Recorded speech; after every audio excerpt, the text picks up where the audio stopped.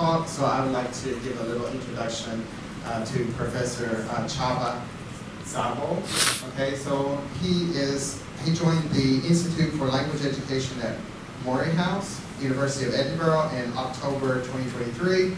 He specializes in TESOL language education and applied linguistics with a specific interest in vocabulary learning, teaching and assessment in bi- and multilingual contexts, emotion, vocabulary testing, language assessment, academic achievement in EMI contexts, and cross-linguistic influences at the level of Lexis. So he is a keen advocate of promoting research with a practical impact and has a commitment to social justice and evidence-informed teaching for high-quality student experience. So we've been collaborating for a few years, and he's invited here as part of a collaborative research grant that involves people working in, of course, myself here in Macau, also collaborators in mainland China, also him in the UK, also others in Sweden, and also in Belgium. And we've also been co-supervisors for a PhD student at another institute. So we have quite a long history together in our research collaborations, and we're very lucky to have him here as a short-term visiting scholar. So he's going to share a little bit about the research that he's been doing on emotion vocabulary in the classroom. So let's give him a warm welcome. Thank you so much, and thank you for being such a wonderful host. It's an absolute pleasure for being here. And thank you for coming, and thank you for your interest in emotions and emotions in the classroom. This project, you might ask, why am I interested in emotions when my background is in vocabulary and multilingualism and language testing? The guy on the left, right, is Alan. He's my PhD student at Nottingham, Malaysia. He was like, oh, I want to do research on emotional intelligence. I was like, oh, it's a little bit too far from what I'm interested in.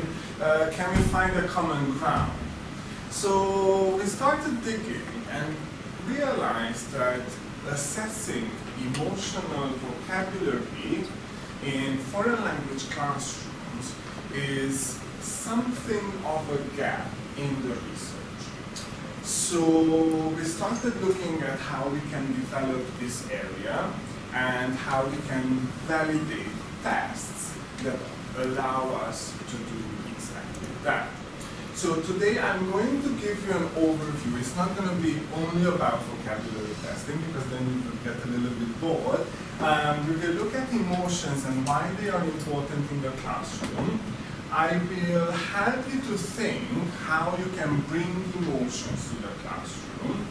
And then I'm going to talk specifically a little bit about the project that we have been doing, and maybe raise your interest in somehow collaborating or participating in the project. So, let's start with the basics. If you haven't scanned the QR code, please scan it. And I want you to think, how do you feel today or right now, right?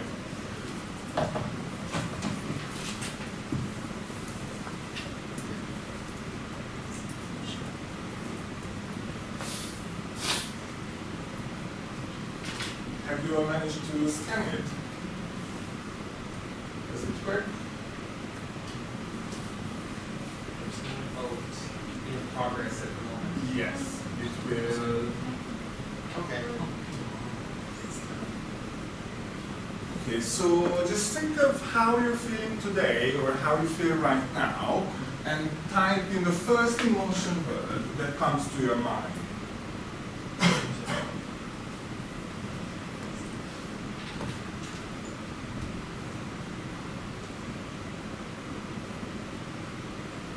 Okay, some of you are excited. I hope that's because of the talk.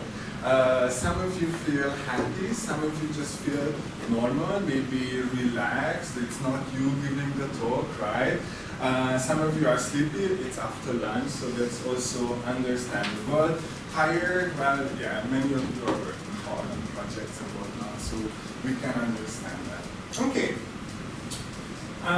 that's good. Can I also ask you to think how many times your English language teacher in the classroom or your lecturer at university asks you this question? And think whether it's important to ask the question. Okay? I'm just gonna let you think about that and move on and maybe we'll come back to it later. Okay. So emotions and how we feel are very dynamic, right? What we know is that they are also intertwined with language, right? In order to recognize how we feel, we need to label them, right? And that labeling differs in how we think about our feelings in our first language and in our second language. Can I ask how many of you thought first of the emotion that you feel right now in your first language and then translated it? Or did you think about it in your second language, namely English, and just use that word? How many of you used L1 first, your first language? Okay, how many of you used L2 first? Okay, that's good. Right. So in order to express how we feel, we have to have the requisite emotion words, right? And English is quite rich in that sense, but our learners, depending on their language proficiency, might not be so, right? So that's kind of the basic idea of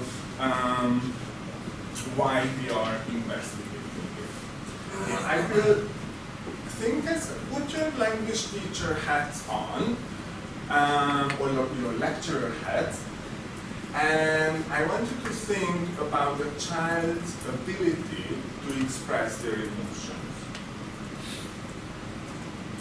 Today, you did not make a smart choice. So, you hurt my feelings by not going outside, so that's why I didn't want to make a smart choice. You know, earlier, I couldn't go outside, so I was still a little sad. Yeah. But that was a consequence. But after I was a little sad, I was a little bit upset. More than a little. More than a little upset. Yeah. We all get upset sometimes. Yeah. We don't get what we want all the time. Mama also don't. Papa also don't. But it's hard for babies to for that. They're still babies. They don't understand they have to not do that. You know, earlier, baby dropped the plate and Papa got angry with it, and then I told Papa to make this. I told Papa to stop being slow and make a smart choice for Papa. And did he do it? Yeah, but Okay, so what did you think about the child's ability to express their emotions? Great. Great. What else did the child do? Using a lot of formulaic language. Yes. Things that he's heard before in context. Yes, exactly. And was he only talking about his own emotions? Yeah. Yes, but he also did a little bit more than that, Yeah. right? What else did he do? Compare somebody. Compared, right? And in the last example, he was talking about his father. What did he do there? Give You know- an example. Yes, yeah. So he recognized that, oh, my father is angry. Yeah. And something very clever that we'll learn later in life I'm not exactly sure how old he is, but he's regulating the father's emotions, right? Which is signifying a high level of emotional intelligence, right? We often find it difficult to regulate our emotions as well, right? We are angry. We try to find ways to calm down, but we also wish, oh, it takes time, right? I can't just go from 100 to 0 in 2 seconds, right? But he recognized the father's emotion and managed to help him regulate it, right? Good. Okay, so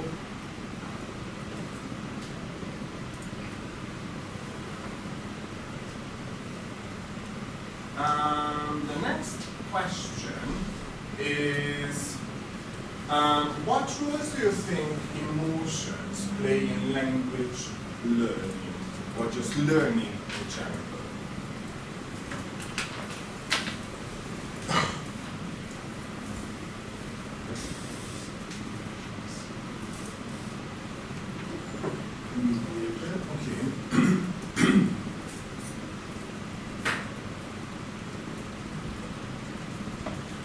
Moderator, okay. Lots of statisticians here. Lots of data researchers.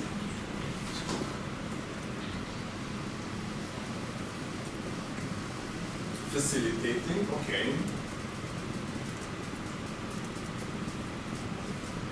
It can promote or disturb. Yes, it serves as a motivator or a barrier.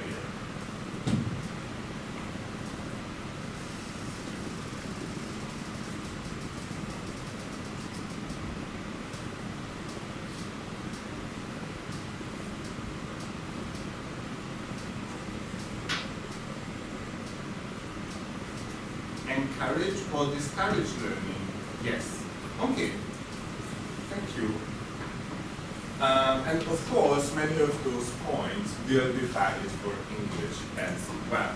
So why are emotions important? Let's look at what the research says, right?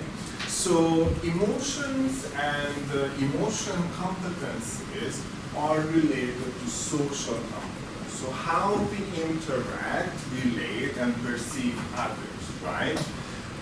It also relates to life and wellness or well-being, right? If we can regulate our emotions, then we probably have a higher mental health, right?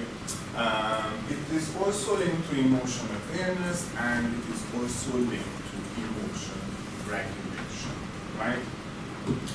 And all these are related inherently to language. Language and emotions form a complex connection, and one cannot really happen without the other. Remember what I said in the beginning?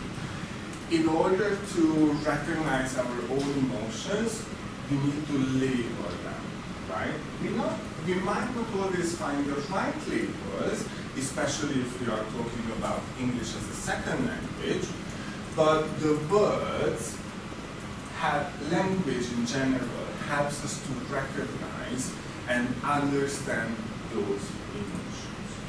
The problem becomes when we go into a second or foreign language learning environment, right? Things that we learn through our first language might work differently in English as a second language, right? Can you think of emotions in your first language that might not be possible to be expressed in English?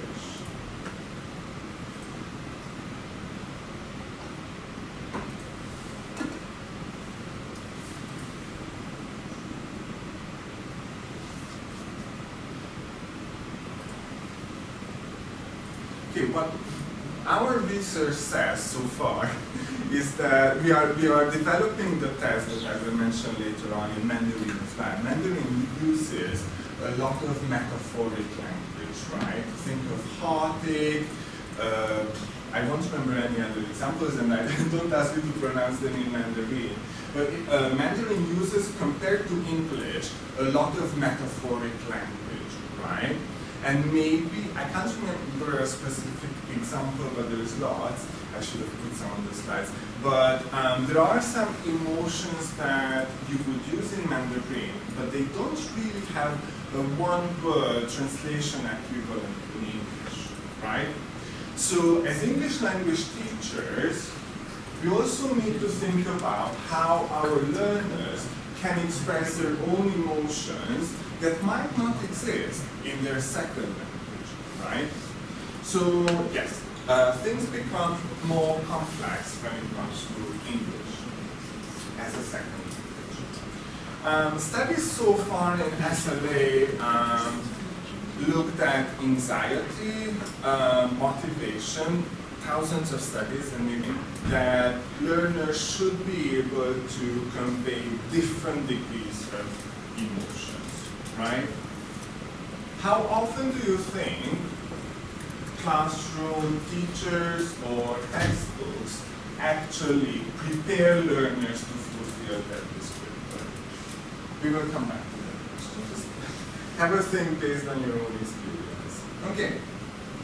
So classrooms in general, or language learning, are a highly emotional process. I'm sure you might have gone into school, but previously you had a fight with your parents, or maybe your brother spoiled your homework, so you couldn't show it to your teacher. We go in with a number of emotions. And then what happens during the day, by the time our English language class happens, we also go through a number of different emotions, right? And of course, motivation and other cognitive factors will play a role. So most of the emotions that have been researched related to interest, motivation, and enjoyment, these have been shown to enhance engagement, right? And we know if learners are engaged in learning a language, they will also learn more, right, on average. So if they are engaged, if they learn more, of course, it will lead to higher academic achievement and also lead to other things. On the other hand, frustration, boredom, anxiety may hinder learning, right? You all mentioned in the previous question that, oh, it can help or it can hinder learning, right? So emotion vocabulary, which relates to our ability to label how we feel and express our emotions, is the foundation of emotional literacy and emotional intelligence. I'm not going to talk about these. If you're interested in them, you can look them up and think how vocabulary connects to them, right? Emotion vocabulary and labeling emotions is also related to our communication ability in a second language, right? And of course, it also links to pro-social behavior, right? If we can express how we feel about a certain event, maybe we are better at group work, maybe if we understand others' emotions and can help them to recognize it, the whole group work or problem solving and communication within our project team becomes more easier, basically. In order to be an effective communicator in a second language, we all need to learn how to advise someone, how to apologize, how to make a complaint, right? These will often include emotion words, right? Good. So just to summarize, those students with higher emotional intelligence and higher emotion vocabulary have been shown by research that they are better at regulating their own emotions they form better connections with their peers, and they can understand and recognize their own and others' emotions as well. They also have higher grades, right? That's what all English teachers want, right? How can they achieve higher grades? Well, their emotions matter. And of course, they demonstrate enhanced social competence, right? They will form better relationships with their teachers and other learners as well, right? Good. Okay, so, just checking the time. What we also know from research into emotion vocabulary is that things are not that simple. So when we are using a second language, the emotion words that we hear or read or use, we don't attach the same amount of emotionality to them, right? Think of it this way. Your mother, in your first language, tells you that, oh, I'm disappointed, right? Because we acquire emotions and language through when we are a child, right? Those words, disappointed, upset, I'm mad with you, right? They will have a heightened emotional intensity. But when it comes to a second language, we don't attach that much emotionality to these words. Have you ever thought that, oh, I'm more likely to say a swear word in English than my first language? Have you thought about that? Because saying a swear word in English, well, it doesn't feel that emotional, but when we say it in our first language, we'll be like, ooh, that's inappropriate, right? My teacher would tell me off, my mom would tell me off. So we don't use swear words. Okay, I should rephrase. Maybe we use less swear words in our L1 compared to the L2 because we attach more emotionality to those words, right? And of course, all these can affect recall, how fluent we are in a language, and how appropriate we are, right? If we are more at ease to use some swear words in English, we might use it in an inappropriate context as well, right? I'm not going to give an example of that.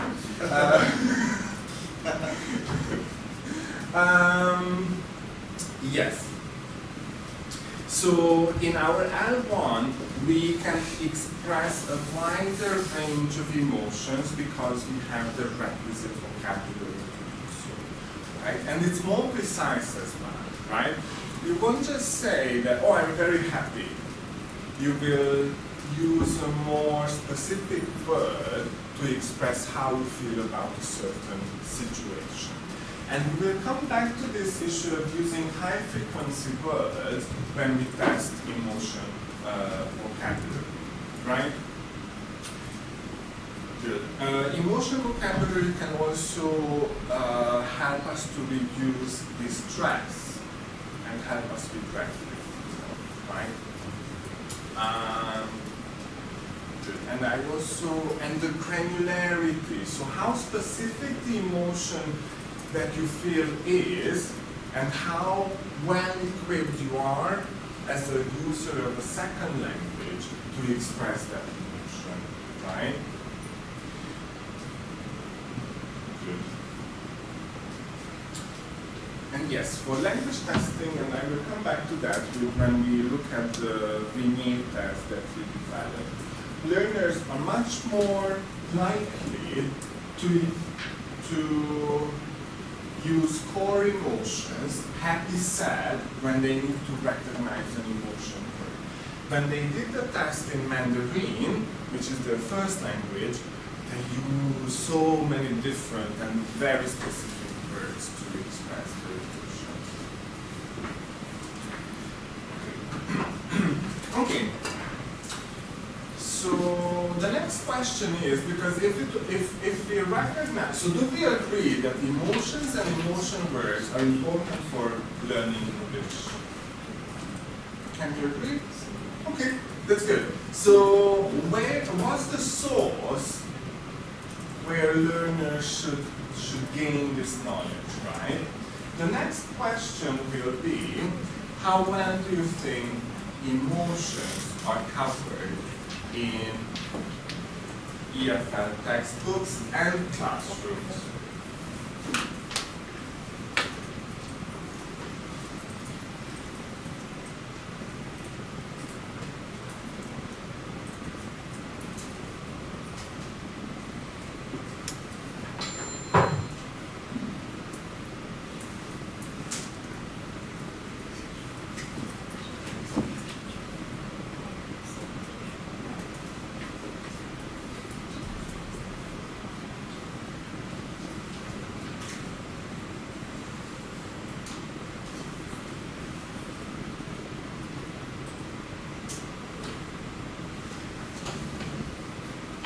Okay, so 9 of you are saying a poor emotion vocabulary in both.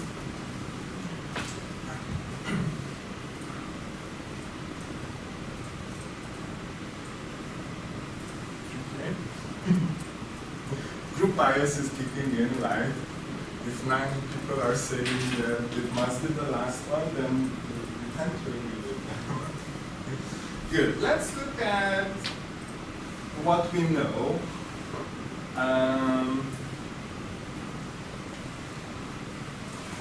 So there's something, I will admit to you, it's, on the one hand it's not my core area, on the other hand there's not much research on this.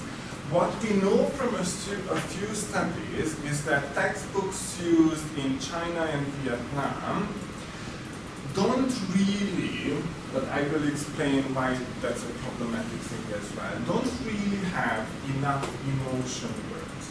So they cover a limited range and there's not enough repetitions. And also there's other problems with it, which I will explain in a moment. So emotion vocabulary is underrepresented in textbooks, and core emotions, right? So emotions like happy, sad, angry, right? They are overused, right? Which makes it difficult for learners to express granularity or nuanced emotions, right? And when they look at textbooks, what they also do is they include emotion-laden words. I will talk a little bit more about this in a moment, but emotion-laden words essentially mean that they include words that evoke emotions. Spider, marriage, right? Inherently, they don't express emotions, right? Some of us love spiders and have them at home, others are frightened of them. So there's no specific emotion word attached to spider, right? But it evokes, right? The problem with this kind of counting emotion words in textbooks is that we are looking at a whole lot of general words in the English language, right? The number of spiders and marriage and similar words don't really tell us how many specific emotion words are captured in the classroom. Good. And if you're interested in the topic, I invite you as a homework or future exploration to look at teacher talk and how much teachers use emotion words in the classroom, right? Good. And of course, if textbooks don't cover enough emotion words, that will impact teacher talk as well, right? So it will become problematic or challenging for English language classrooms. So if you have been teaching before, What is your experience? Or think of yourself as a learner if you don't have learners. Were you able as a primary school or secondary school learner to express your emotions? In English, of course.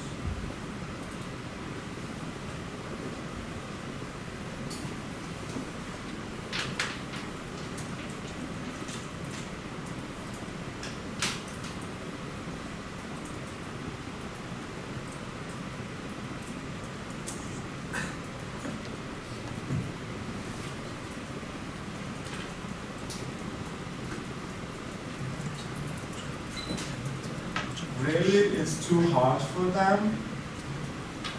I have to admit that this is also contextual. I have been working for, I have worked in Malaysia for 5 years. And when we started discussing this project, my Malaysian Chinese students were telling me that, well, actually in Asia, it's not that common to express our emotions, right? We haven't specifically explored this aspect, and I'm sure you have more experience with it, but it depends on our local context as well. Maybe you had a fabulous teacher who would come in every day and ask you, how do you feel? How can I help you? How can I support you? They would do pastoral care, right? And maybe your teacher just never cared. They just pushed you hard enough to pass your exams, right? We can't overgeneralize, but think of yourself as a teacher, and not really able to express emotions. Good. Apart from textbooks, mainly for research purposes and psychological research, there's a number of resources where we can identify emotions. There's some emotion word lists, but these are, some of them are very useful. Some of them are a little bit too long for them to be useful for teachers to use it as a resource, right? Some of these look at, we call it the activation model. What this means is that words in English are ranked in terms, rated, not ranked, rated in terms of their valence, arousal, and dominance, right? The problem with this is that, well, on the one hand, we learn a lot from it because we will see how the general population thinks about a certain word in terms of its emotionality, right? But again, many of these ratings will include words like spider, marriage, death, etc., etc. So again, not too useful for the classrooms. We also have some frameworks. This is one example. There's also the hourglass model. What these do is they categorize emotions and they bring them together to express relationships or intensity. It's useful because it covers a wider range of emotions, but some core emotions that our language learners would need for communication or would experience in classrooms are often missing because these have been developed for psychology research. Okay? Good. How else we can think about and categorize emotion words? What Pavlenko suggests is 3 different categories. One is core emotion words. What this means that it's our, these are words that specifically define and refer to a state or emotion, right? So rage, worry, sad, happy, right? And there are some emotion-related words which can describe and relate to emotions or behaviors, smile, frown, tears, right? And emotion-related words, which I mentioned previously, and they become problematic when we want to test it. Okay, so in the rest of the talk, I'm gonna stick to these first two categories. I'm not really worried about the third one because they are general words which learners acquire anyway through other means, right? Good. So I'm sure many of you do or are interested in vocabulary, right? We know that vocabulary learning is the holy grail of language learning, right? So in order to increase our learners' proficiency, we also know that we need to increase their vocabulary, right? When it comes to emotion words, one of the ways to do that is to have them to learn and understand more nuanced emotions, right? If we have them to link core and secondary emotions, and also have them to see how they are used in context, then that will also have them with developing their language learning, right? Core emotions will be covered by most of the textbooks, but these core emotions and secondary emotions are linked to each other and often result or compose more complex emotions, right? What we can also do as language teachers is compare how emotions in the first language can be expressed in the L2 that we are teaching. Are there any potential transfer issues, right? Good. Okay. These are just some, if you want to teach or if you will become teachers later on, these are just some ideas how you can improve emotional vocabulary in the classrooms, right? These activities will be linked to any other activity that you're doing, right? We often have to do grammar or morphology activities with learners so they can understand how to do derivations, conjugations, right? Often looking at multi-words or collocations, how different emotion words collocate with each other, phrases and idioms, which will be different in many cases from their L1, right? How these appear in context, which one is context appropriate, which one can be used in an email to a teacher but not so much, or sorry, in a text or a Facebook post but not so much in other contexts, right? Okay, let's do, before you fall asleep, let's do a little bit of an activity. I want you to pair up with someone sitting next to you, or the three of you perhaps, and I want you to say, I'm fine reading in one of these ways: relieved, annoyed, fearful, or sarcastic. Okay? And the person sitting next to you has to guess which one you're feeling. Is that clear? Okay? You can do different ones if you're if you like role plays. Okay? Good. Go for it.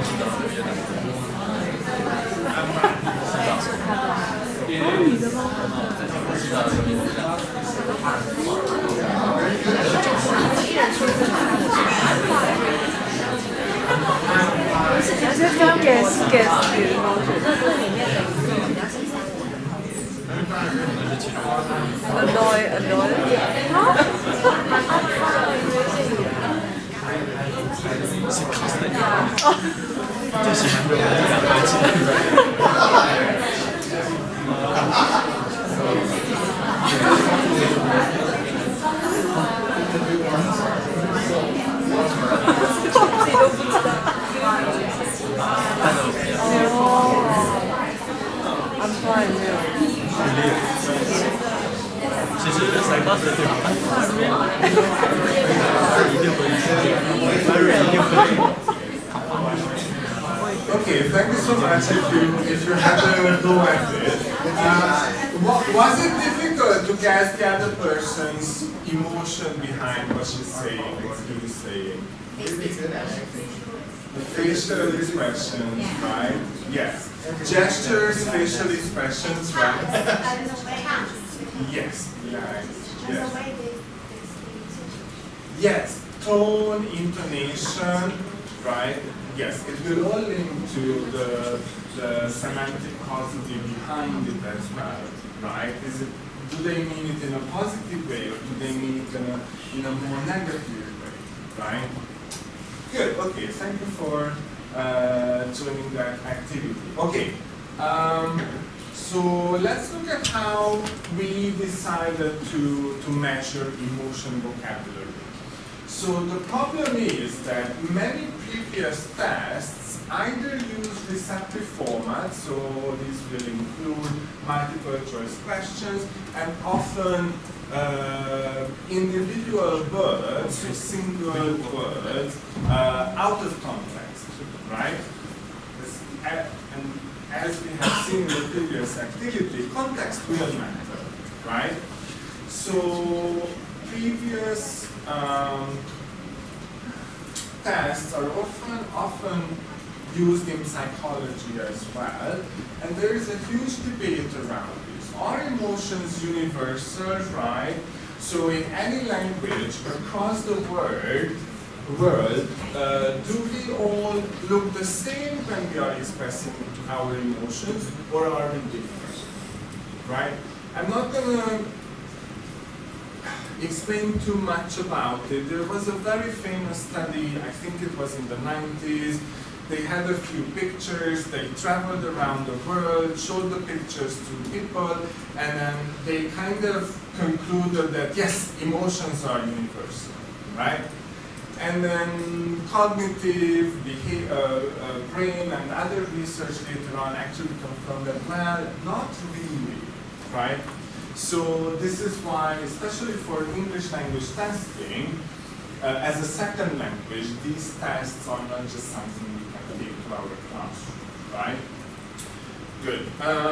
Productive measures, some of them look like this, so they need to list synonyms, essentially, to happy, sad, right? But then if I tell you now, oh, list as many words as possible, maybe Professor Reynolds will be like, oh, I can write you 100 words because I'm very excited to help you out with your research. And then maybe others will be not so motivated to produce. So maybe after 3 emotion words, they stop, right? So label generation or fluency tasks won't be that helpful. Good. Something that we thought will be much more meaningful to use is tests that are based on beings. So you have an image, and it's a character in a situation with a short text.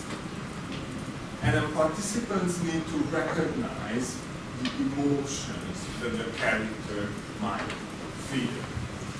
So I'm going to jump a little bit because of time.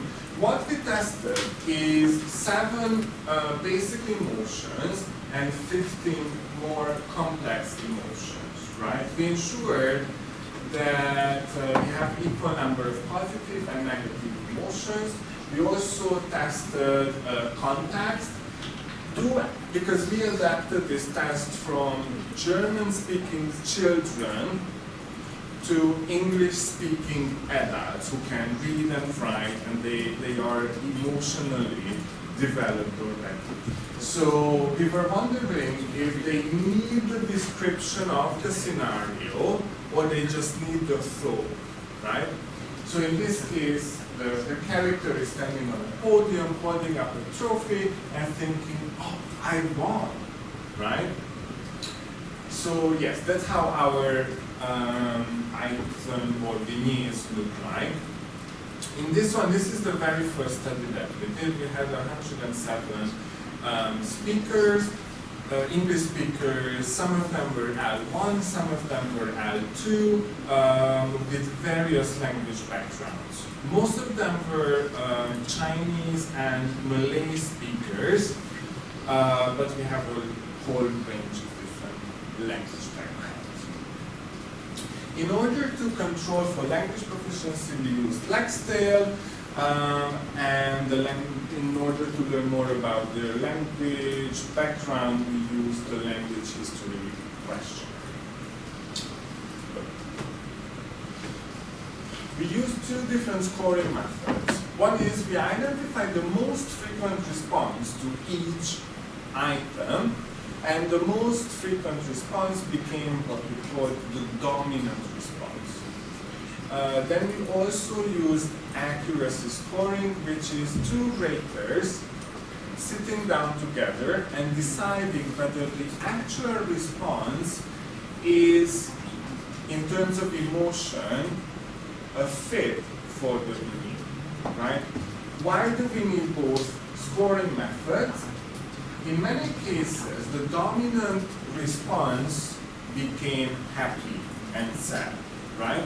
So if we only score those responses as correct, we are penalizing higher proficiency learners who provide more specific, lower frequency words, right? So we use dominant scoring to determine whether the vignettes are good at eliciting the emotion that we want, and accuracy scoring to kind of establish how rich their emotion vocabulary is. So in terms of a productive test, this worked really well, right?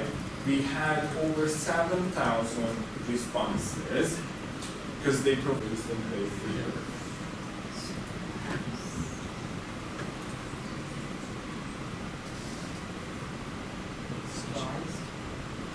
Surprised, okay. What else? Excited, okay. Amazed, okay. Good. So I will show you the. Oh, sorry.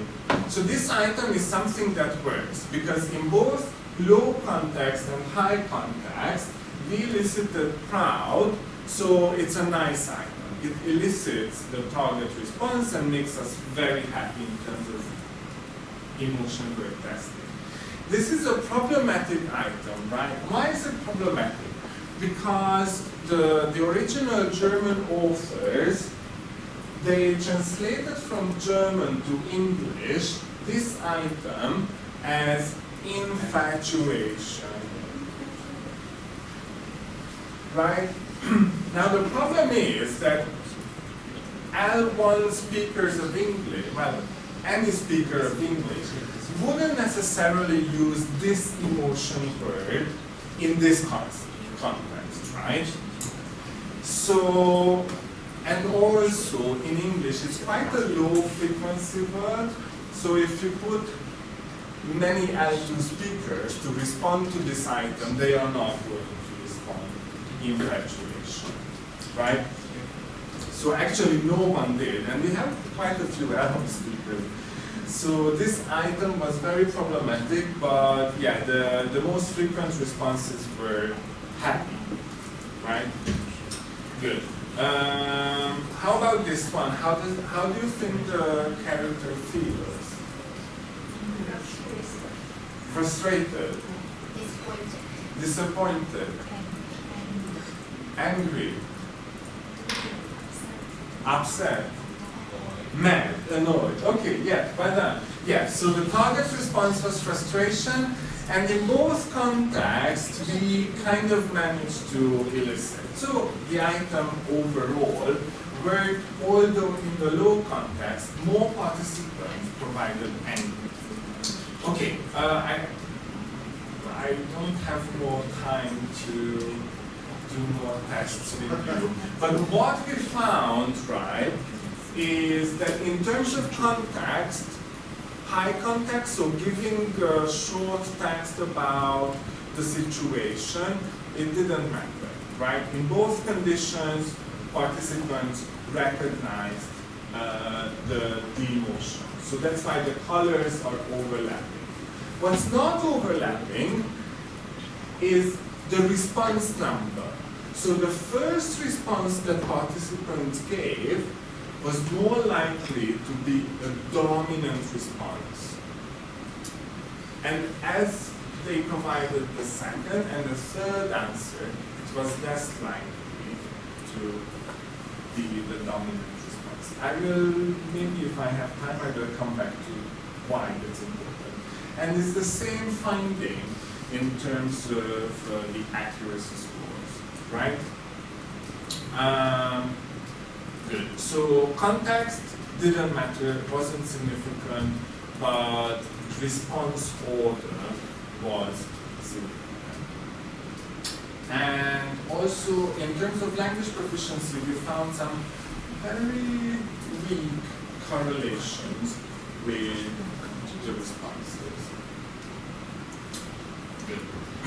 So, most of our items, 80% of them, actually did work. We were happy in terms of how they elicit the target response. But the problem in many cases is that the higher frequency word, which is regret in this case, is more likely to be elicited than the low frequency word. So then my PhD student went on and developed specifically other veneers, 52 other veneers that are targeting mid and low frequency words as well. Good. Okay. I'm running out of time and I want to give you some time for questions, so I'm going to skip the summary, but I want you to have two questions in your mind as you leave this talk. First one is, how well can you recognize, understand, and express your own emotions? And do you think you will be able to recognize and understand your future students' emotions? Actually, in New Zealand, there's a language policy, or education policy, I should say. Language teachers need to take an emotional intelligence test to qualify as teachers, right? I don't know any other contexts where, or countries where that's also the case, but it makes us think in terms of how important emotions are in certain places. Second question, how do you imagine yourself as a teacher, and how will you enable your own learners to develop their emotion lists? So, with that, I thank you, and yeah, if you have questions, I'm happy to answer. And you can also get in touch if you want to participate or collaborate, or if you have further questions or suggestions. Thank you so much.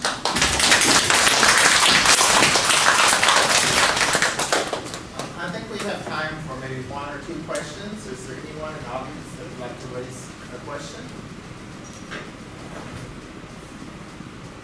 Yes. Not just for as a teacher, but as a student, I just want to know how we learn about the emotion, because I don't really know too much about that. So I just want to know, as a student, what can I do for myself? Really good question. Thank you so much. So there's various resources. how do you call that? An overarching framework which focuses on emotions in education in general is social emotional learning. And there's various different frameworks like the CLLED framework, etc., that go beyond language and they focus on skills and competencies, and they aim to help teachers to develop emotional intelligence in their learners. So I think if you email me, I can send you the link. I think the University of Harvard, they collected all these frameworks together, and they have like resources and recommendations for language teachers how to take emotions into the classrooms. But in the UK, for example, it's quite traditional that you enter a classroom and there's an emotion wheel on the wall, and the teacher would discuss emotions with the learners. And I'm sure in some other contexts it might happen as well. I haven't seen it in Malaysian public schools, and you can think about your own settings, how your teachers did or didn't do that. A really good question. Thank you so much. Maybe one more question? Yes. Thank you very much. The talk is amazing. Thank you so much. I have a very technical question, Samson, because you didn't mention about your test of emotion vocabulary. I was wondering how many items are in that test and what kind of emotion words you select to include in that, because it's limited. And how did you make that decision of selection? Yes. Thank you so much. So the original test that we adapted was developed for German-speaking children, and it used an interview format. So that's why originally they only had 20 emotions, and these included core emotions with a number of secondary emotions. So it's the most frequent ones: happy, sad, disappointed, frustrated, pride. Yes, I don't remember all 22. So they had 20, and because we were redrawing them digitally, and we knew that we eventually want to expand our item bank, we added 2 new items, which was bored and anticipation. And this is the first pilot. Then my PhD student, he, based on the emotion word list that we developed, he randomly sampled 51 emotion words controlling for valence and arousal, and also word frequency. So amongst the 51 or 52 words he made sure that he has emotion words that are high valence, low arousal, low valence, so all 4. You can imagine how it goes, and also mid and low frequency words. And then we piloted those, and we are just running pilots in Mandarin as well. So yeah, that's the stage where we are at the moment, and hopefully with a larger grant we can expand because for a good validation study we will need a lot more participants, a lot more items, and also a lot more time and resources. But that's the stage kind of where we are at the moment. We had 4 studies so far. Yeah. Have you studied the correlation and measures of emotional vocabulary and other measures of vocabulary, like vocabulary size? Because it's a productive test, we used Lexdale, which is a lexical decision task, and it's been linked to correlate well with with vocabulary size tests and also general proficiency. It's not the best one, I admit, because LexTale you can kind of complete it in like 4 or 5 minutes.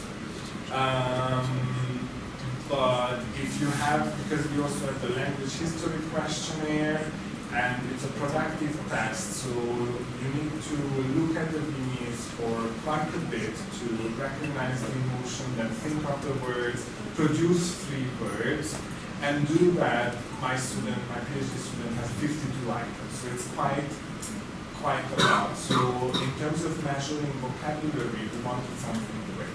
But there's a big correlation. Maybe that's a result of using LexTale instead of a more specific vocabulary test.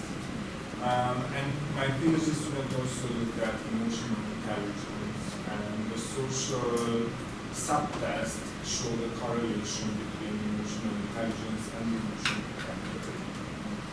And so far, we only looked at those 2 other factors. Thank you. Okay, I think we've run out of time, so thank you very much for coming. Let's give him another.